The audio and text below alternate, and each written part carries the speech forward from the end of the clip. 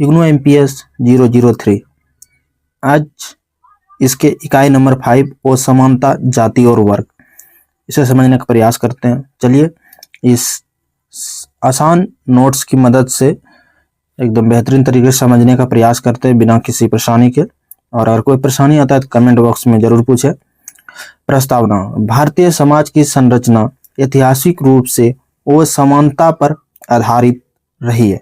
इस सामाजिक असमानता को समझने के लिए दो सबसे महत्वपूर्ण श्रेणियां, जाति और वर्ग।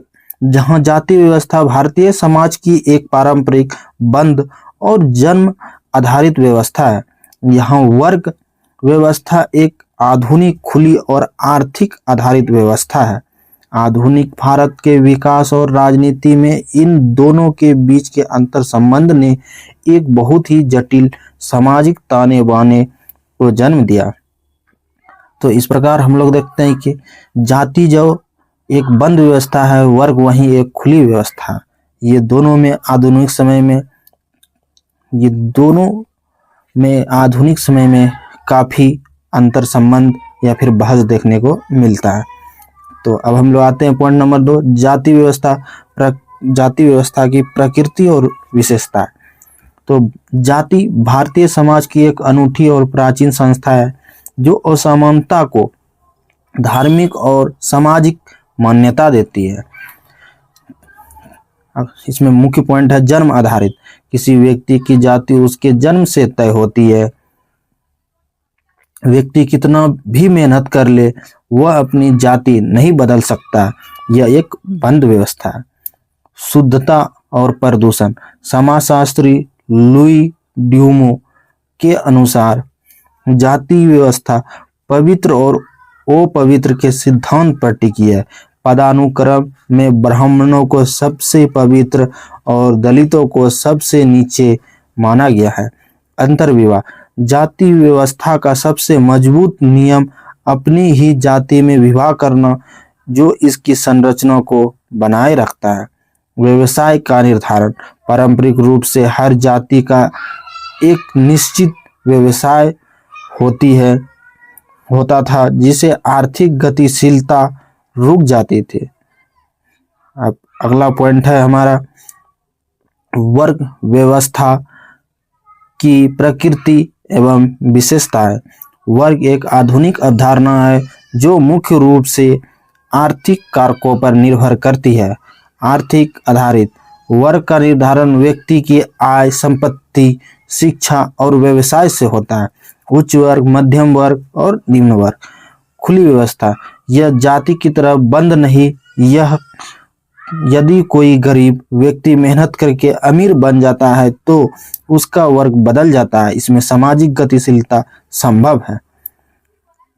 नेक्स्ट पॉइंट है हमारा जाति और वर्ग के बीच अंतर संबंध और अंतर। तो हम लोग आज़ादी के बाद के भारत में इन दोनों के बीच का संबंध बहुत दिलचस्प रहा है। तो इसमें हमारा पहला पॉइंट है पारंपरिक जुड़ाव। ऐतिहासिक रूप से भारत में जो उच्च जाति के लोग थे वही आर्थिक रूप से उच्च वर्ग भी थे।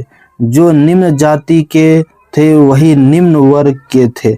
यानी जाति और वर्ग एक दूसरे के पूरक थे। आधुनिक बदलाव: आधुनिक भारत में शिक्षा, शहरीकरण, लोकतंत्र, आरक्षण के कारण यह ढांचा टूटा है। अब कई निम्न जातियों के लोग पढ़ लिखकर मध्य वर्ग, उच्च वर्ग का हिस्सा बन रहे हैं। इसे समाजशास्त्री जाति का वर्गीकरण कहते हैं। नेक्स्ट पॉइंट अब हमारा है भारतीय राजनीति और समाज में जाति और वर्ग की भूमिका। तो इसमें ये दोनों व्यवस्थाएं देश की लोकतांत्रिक प्रक्रिया को कैसे प्रभावित करती है। तो पहला, जाति का राजनीतिकरण। प्रसिद्ध राजनीतिक विचारक रजनी कोठारी के अनुसार भारत में राजनीति जातियों के पीछे नहीं भागती, बल्कि जातियां राजनीति का इस्तेमाल करती है। वोट बैंक की राजनीति: राजनीति दल चुनाव जीतने के लिए जातिगत समीकरण बनाते हैं और उसी आधार पर टिकट बांटते हैं। जातिगत लामबंदी। मंडल कमीशन 1990 के बाद भारतीय राजनीति में पिछड़ी जातियों और दलित जातियों की राजनीतिक ताकत बहुत बढ़ी, जिसमें से बसपा, सपा, राजद आदि का उदय हुआ। अगला पॉइंट है वर्ग और आर्थिक नीतियां। पूंजीपति और कॉरपोरेट वर्ग। भारत की नीतियों पर बड़े व्यापार घरानों और पूंजीपति वर्ग का गहरा प्रभाव रहता है, जो लॉबिंग के जरिए अपने पक्ष में नीतियां बनवाते हैं। नया मध्यम वर्ग। 1991 के आर्थिक सुधारों के बाद भारत में एक बहुत बड़ा उपभोक्तावादी मध्यम वर्ग उभरा, जो आज की राजनीति और अर्थव्यवस्था की दिशा तय कर रही है। वो समानता को दूर करने के उपाय और चुनौतियां। संवैधानिक प्रयास। अनुच्छेद 15, 16 और 17 के तहत जातिगत भेदभाव और छुआछूत को खत्म किया गया। भूमि सुधारों की विफलता। वर्ग और असमानता को खत्म करने के लिए भूमि सुधार लागू किए गए, लेकिन राजनीतिक इच्छा शक्ति की कमी के कारण ये पूरी तरह सफल नहीं रहे, जिससे कि ग्रामीण क्षेत्रों में अमीर गरीब की खाई बनी रही। अगला पॉइंट हमारा है आरक्षण की बहस। आरक्षण ने निचली जातियों को राजनीतिक और प्रशासनिक ताकत तो दी, लेकिन इसके कारण जातियों के भीतर ही एक क्रीमी लेयर पैदा हो गया, जिससे कि जातियों के अंदर भी वर्ग असमानता बढ़ी। इस चैप्टर का निष्कर्ष है समकालीन भारत में जाति और वर्ग को एक दूसरे से अलग करके नहीं देखा जा सकता।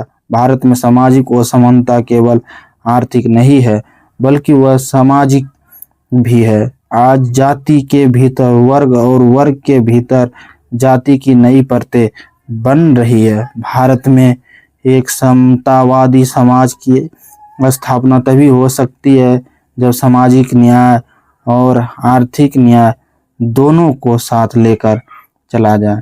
इस प्रकार हम लोग देखें कि भारत में किस तरह जाति और वर्ग का प्रभाव रहा और इसका क्या अर्थ और विशेषता रहा।